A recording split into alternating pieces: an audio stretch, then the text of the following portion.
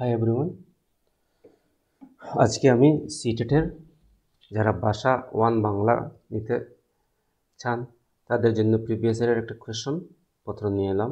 Question পত্রে 91 থেকে 120 অবধি ভাষা 1-এর কোয়েশ্চন থাকে। যারা বাংলা ভাষাকে ভাষা 1 বা ভাষা 2 হিসেবে নিতে চান ওদের জন্য আলাদা বুকলেট দেওয়া হবে। মেন বুকলেটে বাংলা ভাষা দেওয়া থাকে না, ওখানে এরকম গাইড দেওয়া থাকে কত থেকে কত পর্যন্ত ভাষা 1, কত থেকে কত পর্যন্ত ভাষা 2, 91 থেকে 120 অবধি থাকবে ভাষা 1, 121 থেকে 150 অবধি থাকবে ভাষা 2 এর কোয়েশ্চন। ভাষা 1-এ কি থাকে, দুইটা প্যারাগ্রাফ দেওয়া থাকে, যার মধ্যে 91 থেকে 99 অবধি প্রথমটাতে কোয়েশ্চন থাকে, এরপরটা 99 থেকে 110 অবধি 105 অবধি কোয়েশ্চন থাকে। এখানে একটা প্যারাগ্রাফ দেওয়া হয়েছে, এই প্যারাগ্রাফটি যাহা অসংযত তাহাতে মানুষের দুঃখ পাওয়া উচিত ছিল, এভাবে আরম্ভ হয়। হ্যাঁ, পুরো এখানে শেষ। এরপরে কোয়েশ্চন পর্ব এসে যায়। আলোচ্য গদ্য অনুসারে নিম্নলিখিত বাক্যগুলির সঠিক ক্রম নির্ধারণ করুন। এই গল্পে কি হয়েছে, কয়েকটি সেন্টেন্স আছে, সেন্টেন্সটার মধ্যে এই সঠিক ক্রম বের করার লাগে কোয়া হয়েছে। প্রথমে কোন সেন্টেন্সটি গদ্যে এসেছে এটা তো গদ্য পড়লে পাওয়া যাবে। প্রথমে দেখি একটা কোয়েশ্চন বের করতে পারি কি না। প্রশ্নতে কি বলেছে, এমন একটা উদাহরণ কেন, এমন একটা উদাহরণ কেন কোথায় পাবো, এমন একটি উদাহরণ কৌতুকের মধ্যে উভয়ের লেখার আমার আশায় হয়েছে। কৌতুকের মধ্যে এমন একটা পদার্থ আছে, এমন একটা উদাহরণ এইখানে লেখা আছে, এমন একটা উদাহরণ কেন, এখানে এমন একটা উদাহরণ আছে। এরপরে কি, আবারও বলিবার কথা আছে, এই বিটা এর আগে আছে কিনা নাই দেখে নিই। আবার আবার আবার আবার এর আগে এই লাইনের কোনো ওয়ার্ড নাই।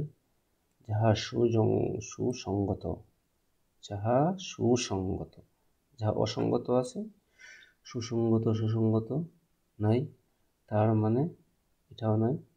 আমোদ জিনিসটা শব্দ ওয়ার্ডটা আছে না এখানে, আমোদ জিনিসটা নাই, মানে প্রথমে আসবে সিরিয়াল নম্বরে 1 এই লাইনটি, মানে যে অপশনে এ থাকবে ওটাই কারেক্ট আনসার। এখানে 3 নম্বরে এ আছে, ওইটা কারেক্ট আনসার। বাক্য সম্পূর্ণ করুন। কৌতুক মাত্রেরই মধ্যে এমন একটি পদার্থ আছে যাহাতে মানুষের সুখ না হইয়া দুঃখ হওয়া উচিত। এই গদ্যে আমরা একটু আগে পড়েছি। এরপরে কি, আলোচ্য গদ্যের ভাষা কিরূপ। আলোচ্য গদ্যের ভাষা এরকম কোশ্চেন থাকে, আলোচ্য গদ্যের ভাষা কিরূপ। এক এক বছরে এক এক ভাষার দেওয়া হয়ে থাকে। এই বছর ভাষাটা ছিল সাধু ভাষা। 94 নম্বর কোয়েশ্চন, শূন্যস্থান পূরণ করুন। সাধারণভাবে শূন্যস্থান সহিত শূন্যস্থান একটা প্রভেদ আছে। সুখের সহিত আমোদের একটি প্রভেদ আছে। পীড়ন শব্দের সঠিক প্রতিশব্দ, পীড়ন মানে দুঃখ কষ্ট দেওয়া, অত্যাচার করা, শুদ্ধ অর্থ হয়ে যাবে অত্যাচার। বাক্য সম্পূর্ণ করুন। কৌতুক মাত্রের মধ্যে এমন একটা পদার্থ আছে যাহাতে মানুষের, এটা তো একটা সুসঙ্গত হর বিপরীত শব্দ কি, সুসঙ্গত এর বিপরীত শব্দ কি, এখানে প্রিন্টিং মিস্টেক আছে, বিপরীত শব্দ হবো অসঙ্গত। এটা আমরা গদ্যে পেয়েছি। আলোচ্য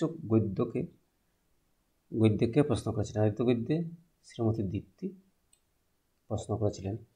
আমরা গদ্যটা পড়লে আনসার করে নিতে পারব। আলোচ্য গদ্যে কৌতুক শব্দটি কতবার ব্যবহার হয়েছে, আলোচ্য গদ্যে কৌতুক শব্দটি 5 বার ব্যবহার করা হয়েছে। কৌতুক হাস্য বস্তুটি নিম্নলিখিত কোন সমাসের অন্তর্গত। কৌতুক ও হাস্য, কৌতুক এন্ড হাস্যে দ্বন্দ্ব সমাস। এরপরে কোন বয়স, আজ এখানে গদ্য প্রশ্ন শেষ। এরপরে আসলো কবিতা। কবিতায় 18 বছর বয়স কি দুঃসহ স্পর্ধায় নে মাথা তোলার ঝুঁকি। 18 বছর বয়সেই অহরহ বিরাট দুঃসাহসেরা দে যে উঁকি। 18 বছর বয়সে নেই ভয়, পদাঘাতে ছায় ভাঙতে পাথর বাঁধা। এই বয়সে কেউ মাথা নোয়াবার নয়। 18 বছর বয়স জানে না কাঁদা। এবছর জানে রক্তদানের পুণ্য, বাষ্পের বেগে স্টিমারের মতো চলে। প্রাণ দেওয়া নেওয়া ঝুঁকিটা থাকে না শূন্য, সপে আত্মাকে শপথের কোলাহলে। এই কবিতা থেকে কি কি প্রশ্ন এসেছে একটু দেখে নেই। কোন বয়স জানে রক্তদানের পুণ্য? আমরা প্রথমে পেয়েছি 21 বছর, 17 বছর, 18 বছর। কবিতা আরম্ভ হইতেই তো এই শব্দ দিয়ে আরম্ভ হয়েছে 18 বছর। এই 18 বছর। আলোচ্য কবিতাটি কোন ছন্দে লেখা? আলোচ্য কবিতাটি মাত্রাবৃত্ত ছন্দে লিখে। এরপরে কি? স্পর্ধায় নে মাথা তোলার ঝুঁকি, বিরাট দুঃসাহসে দে উঁকি। কবিতায় ঝুঁকি এবং উঁকি শব্দ দুটি কোন অলঙ্কার ব্যবহার করা হয়েছে? বিশেষ করে ল্যাঙ্গুয়েজ ওয়ান পোর্শনের সমাস আর অলঙ্কার, এই দুইটার মধ্যে প্রশ্ন আসবেই। আর এই দুইটা কোনো কোনো সময় সন্ধি বিচ্ছেদও দিয়া দেয়, আবার কোনো সময় এর সমার্থক বিপরীতার্থক শব্দ একটু আগে আমরা পেয়েছি।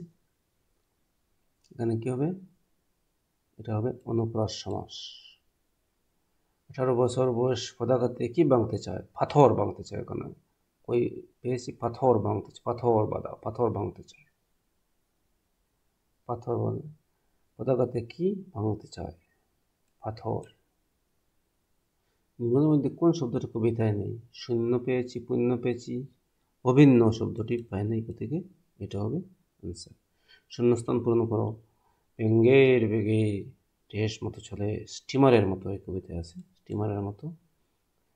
ভাষায় বুদ্ধির মানচিত্র। হ্যাঁ, মাইন্ড ম্যাপিং মানে কি? মাইন্ড ম্যাপিং ছাত্রদের মধ্যে একটা থিঙ্কিং স্কিল ডেভেলপ করা, ওদেরকে চিন্তা করা যে এরপরে কী হবে, এরপরে কী হবে, ওরা চিন্তার মধ্যে ফেলে দেওয়া। দেখা যাক অপশনের মধ্যে আমাদের উত্তর আছে কি নাই। ছাত্রদেরকে সঠিকভাবে বুঝতে, নতুন ধারণা তৈরি করতে এবং সংযোগ গড়ে তুলতে অনুমতি দেওয়া। তা ছাত্রদের অনুমতি দিলে কী হবে? তারা তো বুঝতে পারবে না। বুদ্ধির মানচিত্র রচনা করা। বুদ্ধির মানচিত্র রচনা করা কাজ হবে না। কল্পনা বা কবিতায় যে অঞ্চলের কথা বলা হয়েছে তার মানচিত্র রচনা করে কী হবে? একটু রোমাঞ্চকর ভ্রমণের জন্য পরিকল্পনা করা। একটা রোমাঞ্চকর ভ্রমণের জন্য পরিকল্পনা করবে ওরা, প্র্যাকটিক্যালি শিখে যাবে। Learning by doing. আমরা আগে বলেছিলাম যে, আবার আমি শুনেছি যে ভ্রমণ করা শিক্ষার একটা অংশ। 106। লেখার দক্ষতা বিকাশের সবচেয়ে গুরুত্বপূর্ণ বিষয় কি? লেখায় আপনার দৃষ্টিকোণ, ধারণা এবং অভিজ্ঞতাকে প্রকাশ করা।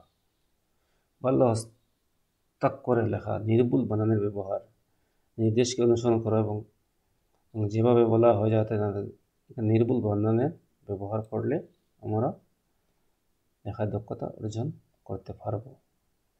যে পাঠে পাঠকের আনন্দদায়কারী পাঠ্য বই এবং সাধারণ পাঠ দক্ষতার বিকাশ কৌশলকে অন্তর্ভুক্ত করা হয়েছে তা হলো পোস্ট রিডিং, ইন্টেন্সিভ রিডিং, যারা মন দিয়ে নিবিড়ভাবে পড়া, এটা হবে না।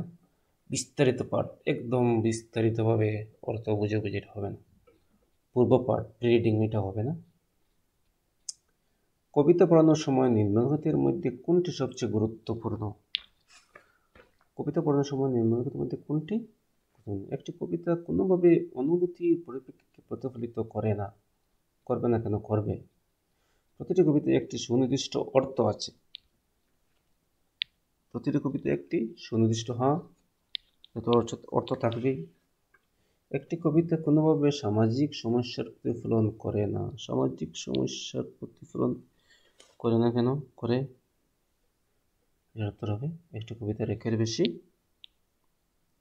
অর্থ আছে। একটি কবিতায় কোনোভাবে অনুভূতির পরিপ্রেক্ষিতে প্রতিফলিত করে না। অ্যান্সার হবে 1।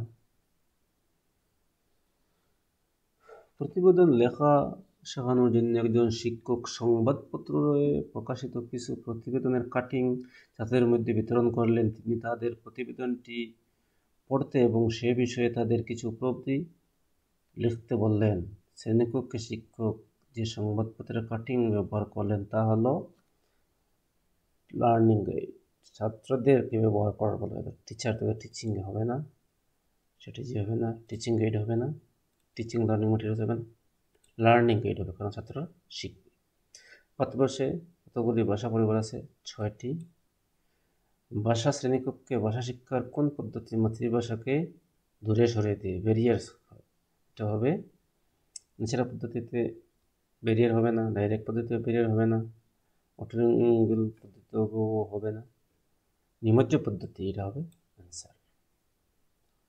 13 নম্বর, ভাষা শিক্ষা দেওয়ার সময় একজন শিক্ষক বিজ্ঞান এবং সমাজ বিজ্ঞান থেকে উদাহরণ দেন। এই ধরনের কর্মপদ্ধতিকে যেভাবে বর্ণনা টার্ম করা হয়েছে কি বলবে? বিজ্ঞান ও ভাষা শিক্ষা। ভাষা শিক্ষায় জ্ঞানাত্মক পরিপ্রেক্ষিত যে বিষয়ের উপর জোর দেয় তা হলো ত্রুটি খুব দ্রুত সংশোধন করতে হবে, নইলে সেগুলি শিশুদের মধ্যে স্থায়ীভাবে থাকতে হবে। এটা তো আর সুন্দর কথা। ত্রুটি হলো ভাষা শিক্ষার পদ্ধতির অংশ।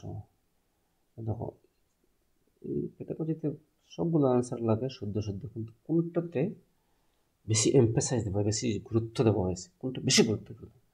ত্রুটি হলো ভাষা শিক্ষার অংশ। ত্রুটি না করলে বাচ্চারা শিখতে পারবে না, এটি হলো বেসিক। ভাষা শ্রেণীকক্ষে ভাষায় হয়েছে শিক্ষার্থীদের খারাপ প্রদর্শনের কারণ খোঁজার জন্য শিক্ষক যে পদ্ধতিতে পরীক্ষা ব্যবহার করেন তা হলো summative, proficiency test, diagnostic test, achievement test. না, ডায়াগনোসিস করবেন, খারাপ হওয়ার কারণটি খুঁজে বাইর করবেন, ডায়াগনোসিস করবেন।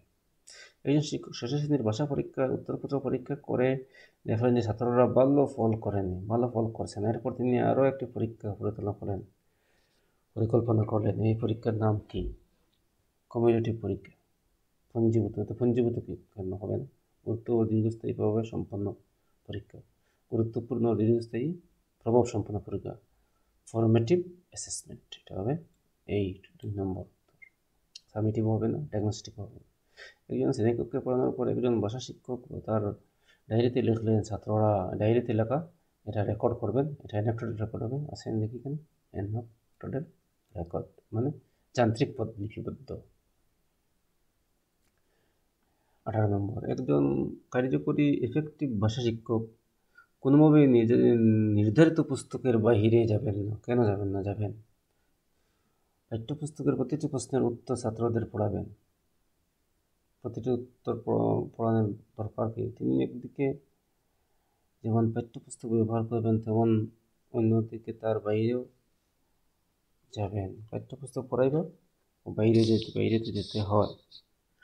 তিনি এমন প্রশ্ন তৈরি করবেন যেগুলি একান্তভাবে পাঠ্যপুস্তক নির্ভর। পাঠ্যপুস্তকের মধ্যে নির্ভর প্রশ্ন লিখবেন, তাহলে ছাত্ররা ওগুলো আনসার করতে পারবে। ভাষা শিক্ষার নিম্নলিখিতের মধ্যে কোনটা সবচেয়ে বেশি গুরুত্বপূর্ণ? সবটা গুরুত্বপূর্ণ, কিন্তু সবথেকে বেশি গুরুত্বপূর্ণ কোনটা হবে? কর্মকেন্দ্রিক পাঠ্যপুস্তক, অতিরিক্ত পাঠ, শিশু সাহিত্য পড়লে ছাত্ররা মনোযোগ বাড়বে, আনন্দ পাবে, তাই এটা হবে সবচেয়ে বেশি গুরুত্বপূর্ণ। নিম্নলিখিতের মধ্যে কোনগুলি শিক্ষার্থীদের মধ্যে শৈল্পিক সত্তার বিকাশে সাহায্য করে? ছাত্রদের পড়ায় আগ্রহী হতে বলা, তাদের তো বললে কি হবে? তারা আগ্রহী হবে না। পরীক্ষায় ভালো নম্বর পাওয়ার জন্য ছাত্রদের পড়াবে না। এমন সুযোগ তৈরি করা যেখানে তারা নিজেদের অভিজ্ঞতা অনুযায়ী নিজেদের খুশিতে লিখতে পারবে। এটা হবে উত্তর। আজকে ভাষা ওয়ানের এখানে সমাপ্তি। কারণ আমি এগুলো আলোচনা করার উদ্দেশ্য হলো যারা বাংলাকে ভাষা ওয়ান হিসেবে নিতে চান তাদের জন্য একটা বেসিক আইডিয়া হবে, তাই আমি এগুলো আজকে আলোচনা করলাম। ধন্যবাদ।